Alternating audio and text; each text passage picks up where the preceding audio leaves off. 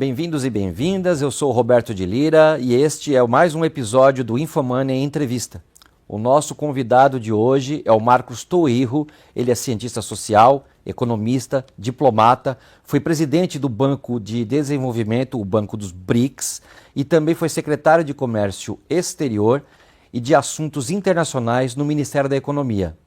Marcos, muito obrigado por ter atendido ao nosso convite para essa conversa. Marcos, a sua extensa trajetória profissional, que foi só resumida aqui na minha apresentação, coincide com o avanço do processo de globalização. Era aquela era do multilateralismo cooperativo, a forte expansão do livre comércio e de finanças internacionais. Mas as últimas crises parece que minaram um pouco a confiança nessa ordem mundial aí.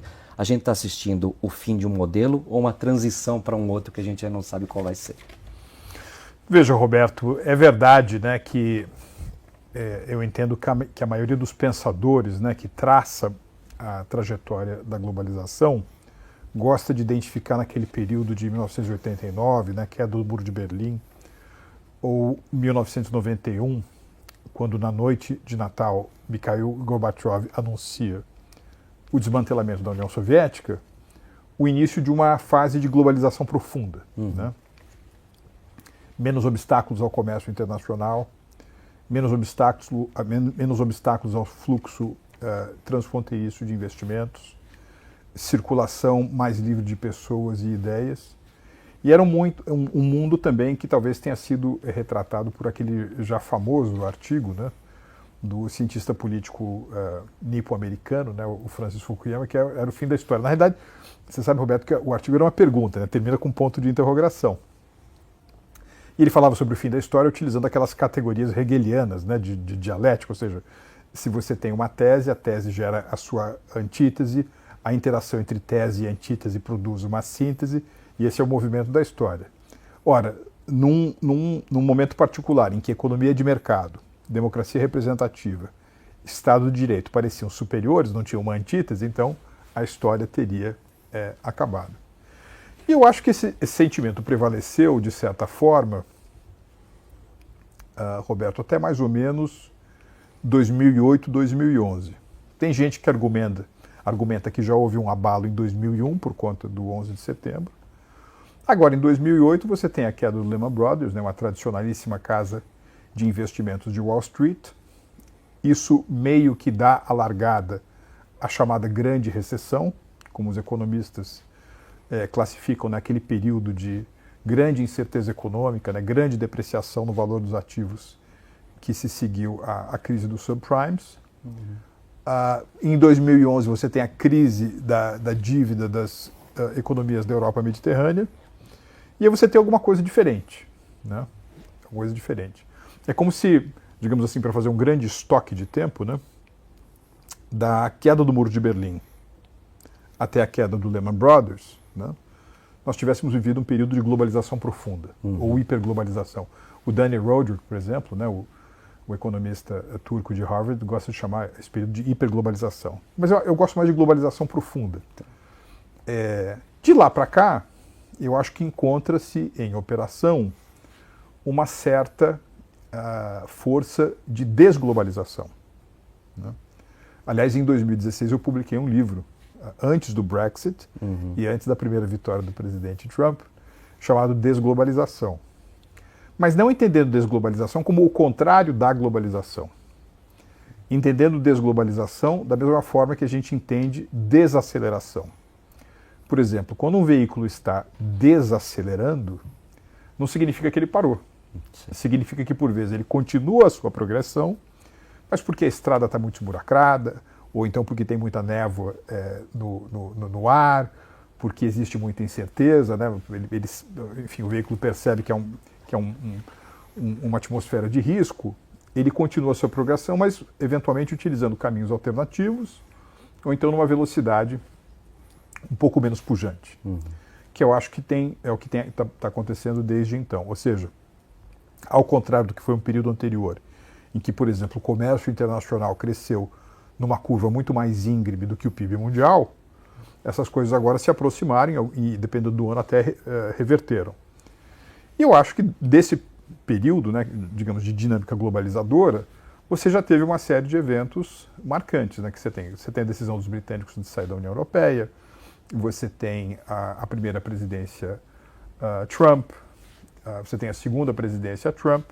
Durante a presidência Biden, ganhou força aquela tese de que o comércio entre as duas grandes potências, né, Estados Unidos e China, deveria ser marcado por small yards, but high fences, ou seja, a identificação de alguns produtos, muitos deles de natureza sensível, né, de tecnologia sensível, de uso dual, não deveriam constituir campo de troca entre Estados Unidos e China. Ao longo desses últimos 4, 5 anos, as barreiras não caíram e o campo só aumentou. Para muitos analistas, nós estamos vivendo já uma espécie de Guerra Fria 2.0 entre os Estados Unidos e a China, ou entre o Ocidente e a China.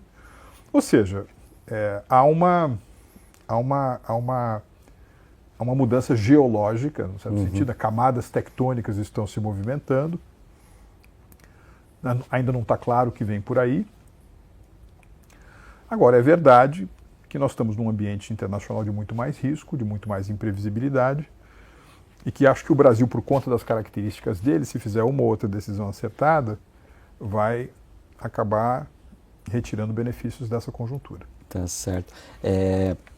Você citou o Donald Trump, né? Essa chegada do segundo mandato dele chegando, né? A gente está já vivendo algumas semanas tensas, assim, até para o mercado financeiro, né? A visão dele é muito menos globalista do que o Biden, por exemplo, ou até o Obama, né? E ele reduz muito a importância de organismos internacionais, OMC, OMS, Banco Mundial, até ONU, FMI, para não falar da OTAN, né? E que tipo de consequências isso pode trazer? Porque esses organismos, eles marcaram esse período também, né? Veja, eu tenho utilizado a seguinte imagem, Roberto. Todo mundo que viaja muito de avião, seguramente já se viu numa situação em que você começa a ouvir uma voz assim: senhoras e senhores, aqui é o comandante, gostaria de pedir a todos que retornassem aos seus assentos, colocassem os assentos na posição vertical e afivelassem os seus cintos, porque nós vamos atravessar uma área de turbulência. Trumpulência. Trumpulência, né? Ou seja, o conceito de trumpulência, que eu tenho utilizado há algum tempo, ele é alimentado como um jogo de palavras por 3 ideias, né? É a ideia de turbulência. Os Estados Unidos saem da Organização Mundial da Saúde. Os Estados Unidos marginalizam, escanteiam a Organização Mundial do Comércio. Os Estados Unidos acirram suas disputas com os seus 2 vizinhos geográficos e sócios, o México e o Canadá. Vamos lembrar que México, Canadá e Estados Unidos, desde o início dos anos 90, são sócios de uma área de livre comércio da América do Norte. A NAFTA, que depois, na primeira presidência Trump, acabou sendo algo que renegociado e ganhou outro nome, que era Acordo USMCA. Então tem muita turbulência, né? Turbulência, vamos aqui recordar, é um princípio da física, né? Que conforme um veículo vai se deslocando ao longo do espaço, ele sofre uma série de resistência, né? Inclusive a resistência do ar, e isso gera uma sensação de desprazer ou desconforto para quem está no interior da aeronave, né? Então, isso é turbulência. Então você tem isso, só que você tem outras ideias também que são importantes a gente ter em mente. A segunda delas é a ideia de opulência, né? Porque muita gente acha que os Estados Unidos estão em declínio. No entanto, Roberto, no início de 2025, os Estados Unidos são uma economia de 30 trilhões de dólares. PIB nominal, essencialmente, veja, se você pegar a trajetória do PIB chinês ao longo do século XXI e a trajetória do PIB americano ao longo do século XXI, até 2018, 2019, todo mundo apostava que dali a 10 anos haveria um eclipse raríssimo na história econômica, que é quando uma potência ultrapassa a outra na condição de maior economia do mundo. Embora, do ponto de vista do cálculo do PIB medido pela paridade de poder de compra, a China já é a maior economia do mundo, né? Mas no PIB nominal o pessoal estava falando assim, vai acontecer em 2028, 2030 e tal. Ora, pela performance recente da China e pela performance recente dos Estados Unidos, aquela distância que vinha se encurtando voltou a abrir. A boca de jacaré voltou a abrir. A comparação com outras regiões do mundo também te dá essa dimensão. Por exemplo, quando acabou enfim, quando começou ali a crise do Lehman, né, 2008, grande recessão, o PIB americano per capita era mais ou menos 15%, 10, 15% maior do que o PIB per capita na zona do euro. Né? Hoje o PIB per capita nos Estados Unidos é o dobro do PIB per capita na zona do euro. Né? Se você pegar os estados americanos, os Estados Unidos têm 50 estados. O estado menos rico, ou mais pobre, é o estado do Mississippi. Hoje, Roberto, o estado do Mississippi tem uma renda per capita, nominal, medida em dólar, maior que a renda per capita da Itália, da França, do Reino Unido e do Japão. Nossa. O Japão, que era o grande bicho-papão dos anos 80, dos anos 90, não é isso? Quando alguém, o Paul Kennedy, por exemplo, né, o grande historiador da universidade de Yale, quando ele escreve Ascensão e Queda das Grandes Potências, ele ilustra na capa do livro a corrida pela predominância econômica mundial como se fosse um rally de bicicleta. Quem estava no topo do mundo era o tio Sam. Agora, quem estava subindo a ladeira, todo forte, para tomar a liderança econômica do novo século, era um robusto lutador de sumô japonês. Certo. Você se lembrará disso, né, que assim, nos anos 80, se você estava estudando administração de empresa, eu estudei economia, né, mas economia também, mas em administração de empresa você tinha que ler o quê? Teoria Z. Tá certo? O método, você tinha que ler sobre o método Just in Time, desenvolvido na Toyota. Qual que era a grande autobiografia do meio empresarial? Era a autobiografia do Akio Morita, o fundador da Sony. Lembra disso? Made in Japan? Sim. Sony super inovadora. Você colocava aqui um fone de ouvido, colocava uma fita cassete na cintura e saía andando, tal do Walkman. Então, parecia que o Japão vinha por aí. Ora, hoje, o Mississippi tem uma renda per capita mais alta do que a do Japão. Né? Se você olhar pela market cap das empresas, eu acho que também se atesta isso, o Roberto. Porque, veja, das 10 maiores empresas do mundo, 20 anos atrás, 2 eram japonesas, 4 eram europeias e 4 eram americanas. Hoje, das 10 maiores empresas do mundo por market cap, 9 são americanas. Só tem uma que não é, que é a Saudi Aramco, a estatal saudita de petróleo. Então, os Estados Unidos estão muito pujantes. Por que isso é relevante para nós? Por que isso é importante saber? Porque o presidente Trump, ele representa um software que é inserido num hardware muito potente. Se você vai pilotar uma daqueles caminhões, sabe aquelas jamantas cegonheiras, né? Aqueles caminhões cegonheiros? Se o piloto tem moderador de velocidade e ele não pode ultrapassar 35, 40 km por hora, fazer alguma coisa certa ou fazer alguma coisa errada tem impacto limitado. Agora, se você pode pisar no acelerador e ir com tudo, numa máquina potente, aí o potencial, digamos assim, benéfico ou disruptivo também tem grande reverberação. Então eu acho que esse é um pouco o momento dos Estados Unidos.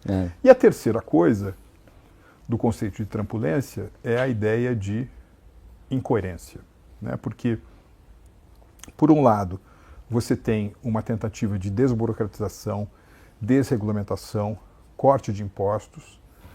Né? Você vê o Bernard Arnault, a maior fortuna da Europa, quando ele esteve nos Estados Unidos na posse do Trump, me parece que ele ficou fascinado, porque 2 semanas depois ele estava participando de uma conversa naquela revista francesa Le Nouvel Observateur, na publicação de economia, e ele diz, olha, estou voltando dos Estados Unidos e estou maravilhado com o ambiente de negócios que vai melhorar, os impostos, haverá corte de impostos para quem tem atividade empreendedora nos Estados Unidos, nós aqui na França criando novas camisas de força para o empreendedor, novas camisas de força para quem quer gerar empregos e riqueza, a carga tributária com o percentual do PIB não para de subir, lá nos Estados Unidos eles estão cortando. Então você tem esse movimento, você tem essa dinâmica. Agora, desde 2 de abril, com o anúncio das chamadas medidas de comércio justo e recíproco, eu acho que a presidência Trump escolheu um campo para atuar e uma metodologia para atuar que vai acabar machucando muito a própria economia americana. Porque, veja, Roberto, não existe país no mundo que tenha tantas empresas multinacionais quanto os Estados Unidos. Uma empresa americana que tinha uma atividade fabril importante na China na metade dos anos 80, ao longo dos anos 90, até 2012 e 2013, que é o momento em que os salários na China passam a crescer mais do que a economia chinesa, né? Se você tem uma atividade ali que ainda está muito baseada na baixa remuneração do fator trabalho, como diferencial competitivo do teu custo final, nesse momento essa empresa americana ela começa a sair da China, começa a diminuir a sua presença na China e monta uma fábrica na Índia, ou na Indonésia, ou na Tailândia, ou na Malásia, monta um centro de distribuição na África do Norte, no Marrocos, monta uma planta de acabamento no México. Ou seja, nesses últimos 5, 6 anos, ela fez um investimento importante na criação de capacidade produtiva em outras geografias que não a China. Certo. Se de repente, por conta dessas medidas, essa empresa tem que remontar toda a verticalidade da sua cadeia de suprimentos, da sua cadeia de geração de valor em território norte-americano, não apenas o investimento recente que essa empresa fez passará por um processo de depreciação artificialmente acelerado, que vai ter que estar registrado nos livros, como ela vai ter que fazer novos esforços de caixa, não é isso, para remontar essas atividades em território americano, o que vai comer resultado, vai diminuir lucros, vai diminuir dividendos a pagar, vai machucar o desempenho dessa empresa na Bolsa de Valores. É essencialmente isso que nós estamos vendo nas últimas 3 semanas. Certo. Ainda falando nesse tema de globalização ou desglobalização atual, né? Uma queixa muito comum de quem defendia mudar um pouco aquela ordem que estava vindo o tempo todo, né, nos últimos anos, é que a soberania dos estados tinha sido capturada pelos organismos, né, como o OMC, o OMS e tal. O Trump falou muito disso na campanha também, né? Teve algum exagero realmente? Os estados foram realmente atingidos por uma interferência muito forte dessas organizações?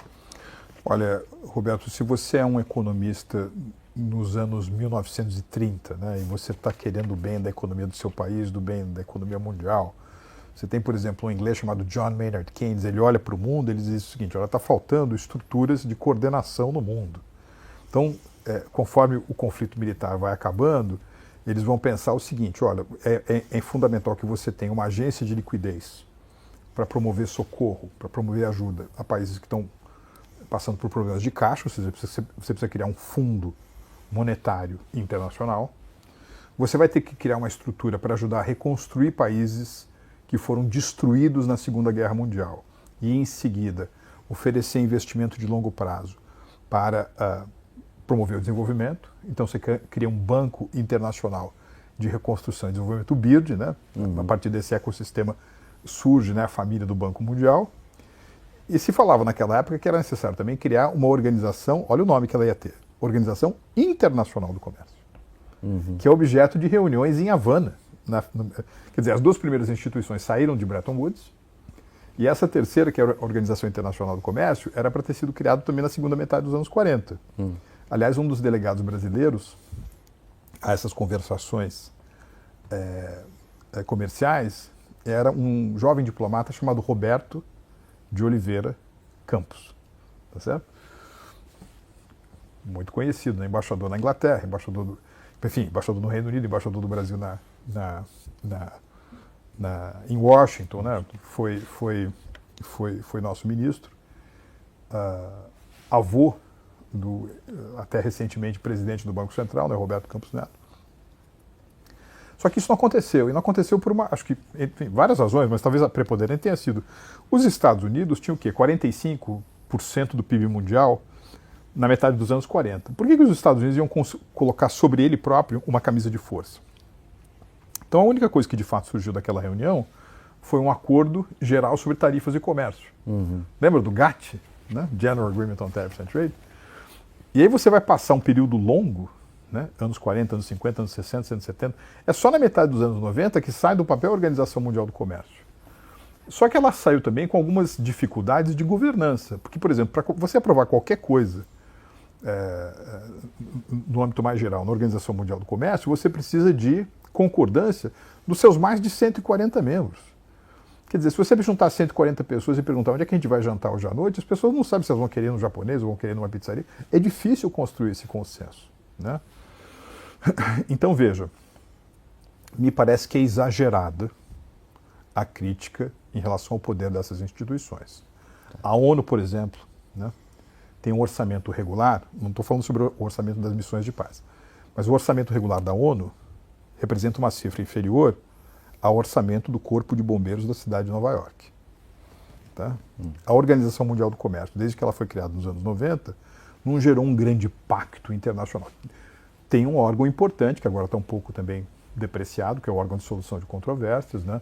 É onde os países abriam painéis um contra o outro, tentavam dirimir disputas, os Estados Unidos não dando a bola que merecia ao órgão de solução de controvérsias, ele também ficou um pouco esvaziado. Só que eu acho que existe uma ênfase já exagerada no poder dessas instituições. Mesmo o Banco Mundial, quer dizer, eu tive alguma experiência multilateral, servi na delegação do Brasil na ONU nos anos 90, depois, enfim, fui delegado brasileiro no Banco Mundial, no Banco Interamericano de Desenvolvimento, fui presidente da COFIEX, né, que é a Comissão de Financiamentos Externos, que aprova os recursos que o Tesouro Nacional, o Tesouro do Brasil, vai oferecer como garantia para empréstimos de municípios ou estados, no que diz respeito ao financiamento de organismos multilaterais. Enfim, depois fui presidente do Banco Multilateral. E me parece que, se você, apenas para ficar nessa questão do financiamento do desenvolvimento, se você pegar o Banco Mundial, Banco Interamericano de Desenvolvimento, CAF, Banco Asiático de Investimento em Infraestrutura, Banco Africano de Desenvolvimento, pegar todos os organismos multilaterais de financiamento do desenvolvimento, e você comparar isso com a necessidade, por exemplo, da alocação de recursos para combater o déficit de infraestrutura no mundo em desenvolvimento, todos esses bancos juntos representam cerca de 5 ou 6%. Tá certo? Quer dizer, é um gap, é um intervalo gigantesco, né, entre necessidade e o poder relativo dessas instituições. Tá certo. Bom, o grande tema, acho que da atualidade, não tem como fugir isso, é essa política comercial agressiva que o Donald Trump imprimiu. E ele prometeu que ia fazer também, ninguém está dizendo que não, mas às vezes pareceu até um pouco de exagero. E era esperado que tivesse retaliação, como está acontecendo por conta da China. Então o mundo está entrando nesse esquema que eu já vi, inclusive, você comentando se seria uma guerra fria ou uma paz quente, né? Assim, sim. Nesse teatro de operações dessa guerra, que atores você acha que podem desempenhar um papel de winners e losers, de repente, em algum momento aí para frente? Veja, Roberto, o Goldman Sachs, né, que é enfim, uma instituição que tem muita gente inteligente, né, há mais ou menos 1 ano e meio publicou um relatório chamado A Ascensão dos Países Geopoliticamente Pendulares. Né? Você sabe que nos Estados Unidos, quando você tem eleições presidenciais, você tem os tais de swing states, né? Que são, por exemplo, a Califórnia sempre vota para o Partido Democrata, o Texas sempre vota para o Partido Republicano. Agora, você tem uns estados, por exemplo, Ohio, que é um pouco considerado um swing state, um estado pendular. Dependendo da conjuntura, vai para um lado ou vai para o outro.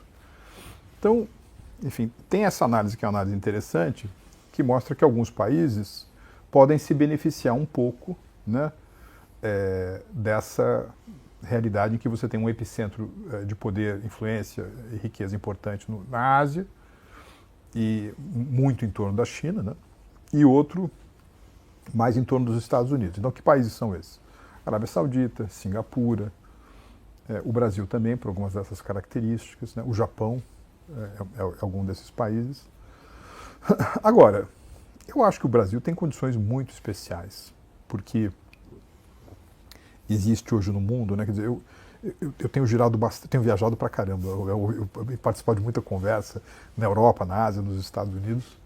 E é engraçado que você está conversando com diferentes pessoas em diferentes tipos de instituições, no Banco de Investimento, você está falando com um fundo soberano ou numa reunião mais acadêmica, de repente você começa a ouvir segurança alimentar, segurança energética, né? Capex verde, segurança energética, segurança alimentar. Todo mundo está falando sobre isso. Sobre segurança alimentar, né? O Brasil diz presente, é um ator protagônico importante. Transição energética, diversidade de matriz energética, o Brasil é um ator importante. Capex verde, mesma coisa. E tem outra coisa, Roberto, quer dizer, se você olhar a ótica, digamos assim, dos destinos de investimento estrangeiro direto de forma comparativa, né? 20 anos atrás, quando Thomas Friedman publicou aquele O Mundo é Plano, você olhava para a China, via a China crescendo aí a taxas vizinhas de 10% ao ano. Você vai dizer, eu vou fazer uma alocação de investimento maior aqui na China. Você olhava para a Rússia, maior país do mundo, recursos naturais abundantes, mais de 60% da população com curso superior completo, vou fazer uma alocação na Rússia. Você olhava para a União Europeia que no início dos anos 2000, no seu conjunto, representava uma economia maior que a dos Estados Unidos ou da China. Vou aumentar a minha alocação para a União Europeia. Ou seja, todos aqueles pontos brilhantes de 20 anos atrás, hoje estão piscando com a luz um pouco mais fraca. Tanto a UNCTAD, né, quanto a OCDE fazem aqueles cálculos de fluxo de investimento estrangeiro direto. Nos últimos 2, 3 anos, o investimento estrangeiro na China está colapsando. A União Europeia, várias das suas principais economias, está flertando com a recessão. A Rússia, por conta de uma série de dificuldades geopolíticas, não é mais um destino relevante para investimento, sobretudo de fontes ocidentais. Então, quem é que aparece, né, comparativamente mais fortalecido na foto, até por conta também daquelas outras vantagens comparativas em alimentos, em energia, em capex verde? É o Brasil. E se você pegar, vamos fazer um corte aqui, 2021, que é quando o mundo começa a sair da crise da Covid, né? 2021 e 2022. Até 2024, que é onde a gente tem dados, né? O Brasil é um dos 3 maiores destinos de investimento estrangeiro direto. Então tem uma conta, né, um pouco implícita na resposta à sua pergunta, que é a seguinte: talvez exista um investidor que está olhando para as oportunidades do Brasil, e, portanto o Brasil é um dos países que se destaca, para além dos ciclos político-eleitorais. Né? Tá. Ou seja, se você está preocupado com essas coisas mais essenciais, né, comida, energia, etc., você está olhando o Brasil e falando, não, eu preciso estar lá, indispensável para um horizonte de tempo que vai além das próximas eleições. E acho que isso é uma coisa interessante porque assinala, num certo sentido, que se no outro campo a gente conseguir fazer as coisas certas do ponto de vista de probidade macroeconômica, diminuição do peso do Estado na economia, criar condições para baixar a carga tributária como percentual do PIB e continuar no processo de reformas modernizantes, né, que eu acho que foi um pouco a tônica do período da segunda metade de 2016 até o final de 2022, o Brasil tem tudo para brilhar, para voar nessa nova fase da globalização que vem por aí. Se tiver que fazer escolhas que não dá para mudar tudo no Brasil, naquele to-do list, né? Qual que você acha que seria a grande prioridade hoje? Porque sempre se fala também que a gente tem uma precariedade de infraestrutura e a gente vai precisar muito dela para poder dar saltos de comércio exterior, né? Talvez seja aí um primeiro ponto a citar. Eu acho que a inflexão, enfim, para tudo mais que aconteça, você precisa ter uma inflexão na política econômica. E para você ter uma inflexão na política econômica, você precisa ter uma inflexão na política. Você precisa ter uma mudança de rumo na política, dentro do jogo democrático, na virada de 2026 para 2027. Tá certo. Bom, a gente o Brasil está na presidência do BRICS, você foi presidente do Banco do BRICS durante um período entre 20 e 22, acho que foi isso, né? 2023. 2023. E a gente sabe que muitas vezes o BRICS é um campo de uma discussão política que desagrada bastante os Estados Unidos, né? Acho que nas últimas vezes que houve reuniões, começou a se falar muito forte de uso de uma moeda única para o comércio entre essas potências, né? Mas virou um campo de discussão anti-ocidental. Talvez nem mesmo o atual governo do Brasil goste tanto de que isso seja tratado, porque o Brasil não fez força, por exemplo, acho que para o Irã, por exemplo, entrar no BRICS, como aconteceu recentemente, né? O que você acha que pode acontecer? Esse grupo ele pode se tornar um problema para o Brasil, pode jogar um holofote num momento que a gente não quer?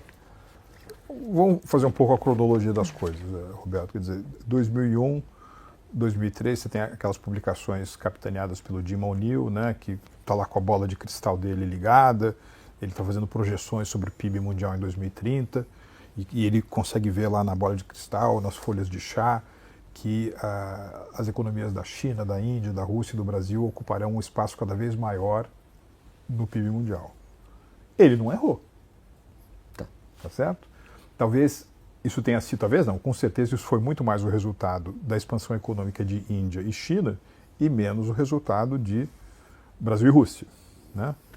Só que aí, mais para o final daquela década, você tem representantes governamentais de Brasil, Rússia e de China que começam a dizer o seguinte: olha, em vez do conceito ser definido de fora para dentro, nós mesmos vamos tentar definir o conceito de BRICS. Aí tem uma dinâmica de reuniões de ministros de finanças dos BRICS, reuniões de ministros do comércio dos BRICS. Você tem uma cúpula de chefes de governo, de chefes de Estado, uma vez por ano. Aí se convida um representante do continente africano, você traz a África do Sul também para esse agrupamento. Nessa época, mais ou menos, 2009, 2010, eu já tinha acabado meu pós-doutorado, estava lá em Colômbia, Nova York, conversando com um pessoal, a gente acabou criando lá um centro, né, um fórum sobre Brasil, Rússia e China, chamado BRIC Lab, né? Então, qual que era um pouco a perspectiva? Você entender que esses 4 países originais representavam uma espécie de série A, de clube elite das economias emergentes, né? Quando você colocou a África do Sul, tudo bem, representante do continente africano. Já é uma economia comparativamente bem menor do que as outras. Durante o período que eu tive no Ministério da Economia e também na presidência, fui presidente do Conselho do Banco antes de ser presidente executivo do banco, né? O que a gente olhava e pensava? Bom, esses países são super diferentes. Eles têm comunalidades, né, coisas em comum, grande território, grande população, exercem uma influência regional importante, né? Agora, por exemplo, alguns são potências nucleares, outros não. Alguns são democracias representativas com sufrágio, outras não. Umas são, enfim, potências na produção de alimentos, outras não. Quer dizer, você vai vendo ali que tem coisas muito parecidas, agora outras são muito diferentes. Agora, tem uma coisa que todos esses países precisam, que é, por exemplo, você mobilizar capital de longo prazo para financiamento da infraestrutura ou do desenvolvimento sustentável. Então, esse é um ponto comum. Vamos tentar construir em cima daquilo que é comum com nós todos. Daí a ideia do Banco de Desenvolvimento e o tipo de ênfase que a gente deu. Agora, mais recentemente, né, a partir da cúpula de Durban de 2023, começou um processo de expansão do grupamento BRICS, né? Lá no Banco de Desenvolvimento, se você tiver mais sócios, né, você vai integralizando mais capital, você tem mais recursos com os quais você pode utilizar diferentes plataformas para aumentar recursos disponíveis para financiamento de energia eólica, energia fotovoltaica, combate a enchentes, ferrovia, muito legal. Agora, do ponto de vista dos BRICS como um todo, você vai agregando esses outros países, o peso político dos sócios originais, como é o caso do Brasil, vai se diluindo também. Não é isso? Uhum. Então, por exemplo, na cúpula de Durban, o Brasil entrou na sala com 20% do capital político, saiu da sala quando termina a reunião com menos de 10%. Né?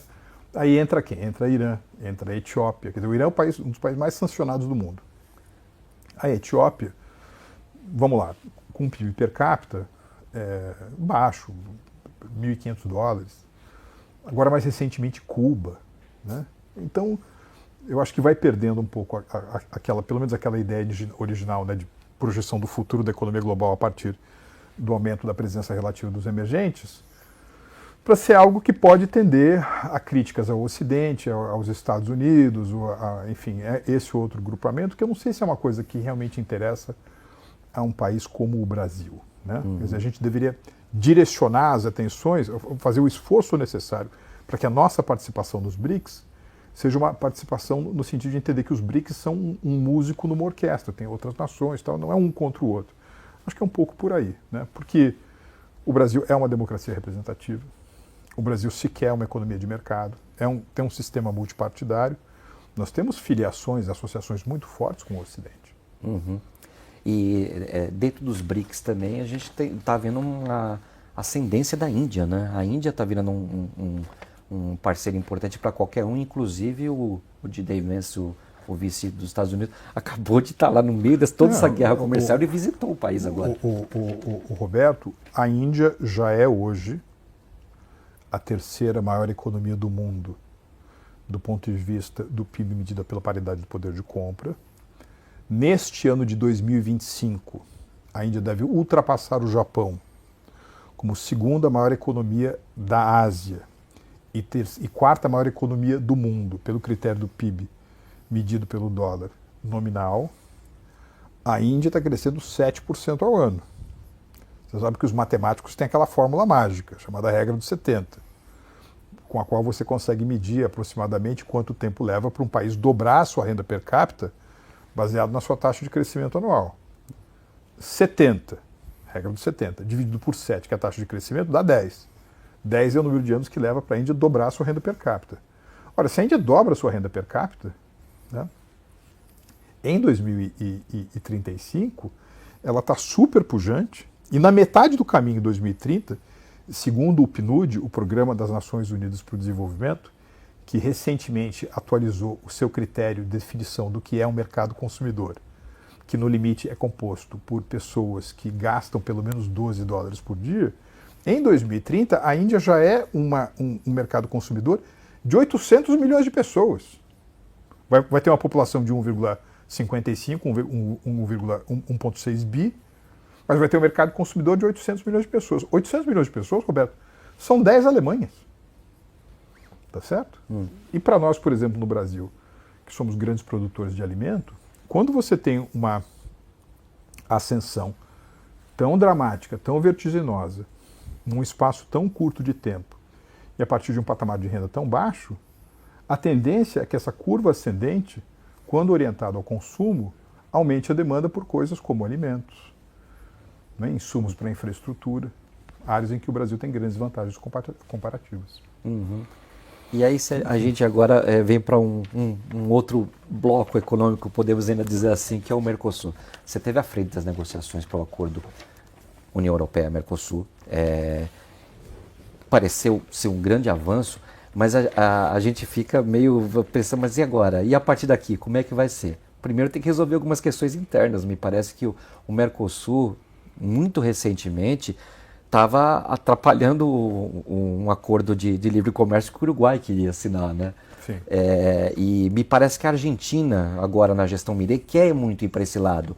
É preciso reformular esse Mercosul e, de repente, isso poderia facilitar que o acordo fosse aprovado também lá, porque precisa passar pelos parlamentos ainda, né?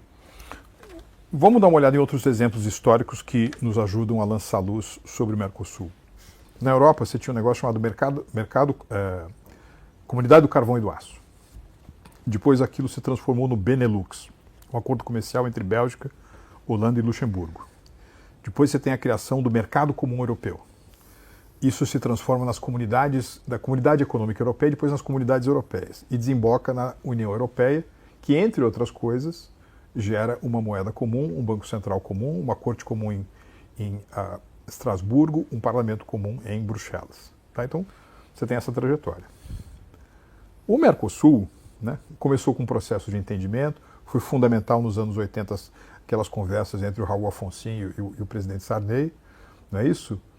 Diminuíram-se as suspeitas de um ou de outro, vamos começar um processo de integração econômica.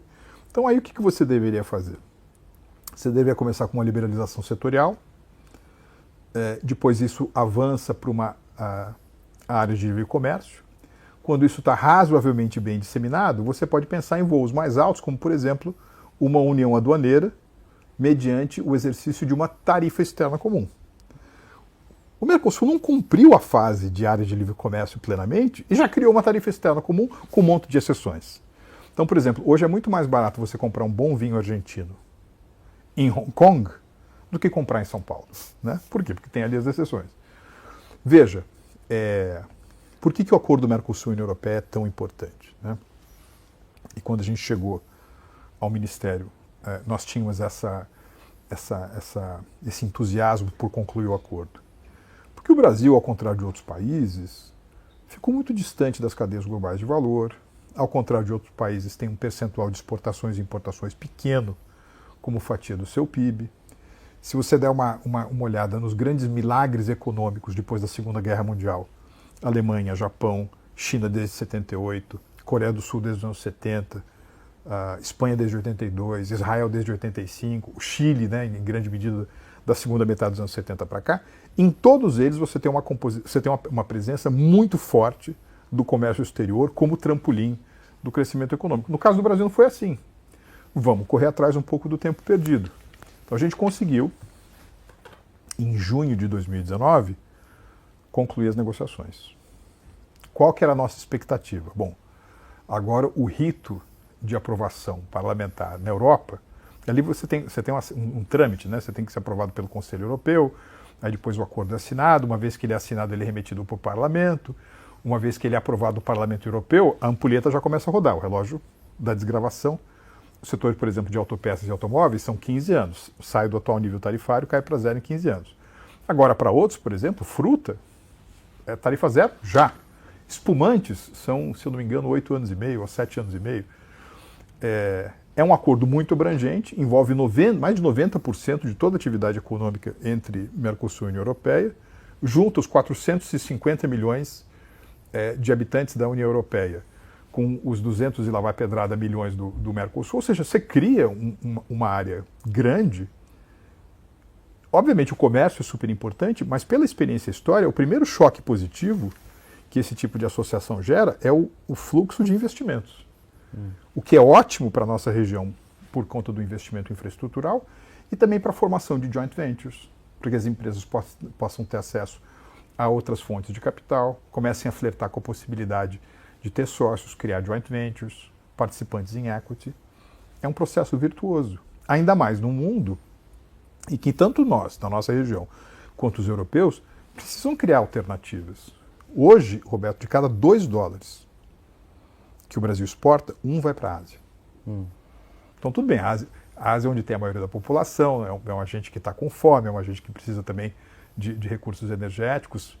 Vamos continuar prestando atenção para a Ásia, mas vamos ter outras alternativas. Daí a importância do acordo do Mercosul e União Europeia. Eu estou mais entusiasmado agora, porque um dos efeitos colaterais, eu acho que positivos para outras regiões da atual orientação comercial dos Estados Unidos é convidar essa aproximação. Você vê, foi só o presidente Trump ser eleito em novembro de 2024 presidente dos Estados Unidos que rapidamente os europeus tiraram o acordo da gaveta, né, durante a reunião do G20, né, vamos concluir de novo? Vamos. Aí fizeram lá, né, uma reconclusão do acordo que já tinha sido finalizado em 2019. Ele é um pouco menor do que o que a gente tinha negociado, porque saiu, por exemplo, a parte de compras governamentais, que nós achávamos que era fundamental para a eficiência dos gastos, das compras do Estado, para questões de transparência, e também porque a gente tinha, né, essa outra agenda de fazer do Brasil um membro pleno da OCDE, que na nossa visão era um avanço institucional importante. Mas, de qualquer maneira, eu acho que sim, que é uma possibilidade maior agora de Mercosul e União Europeia andar juntos. Tá certo. Marcos, eu agradeço bastante a conversa que a gente teve. Acho que os temas são bastante extensos. Pode suscitar um convite posterior para a gente poder detalhar alguma outra coisa e provavelmente o governo Trump vai nos possibilitar isso nos próximos anos, né? Eu que agradeço a oportunidade, Roberto. Um prazer estar aqui. Esse foi o novo episódio do Infomania Entrevista. E se você gostar do nosso conteúdo, continue nos seguindo em todas as plataformas do Infomania.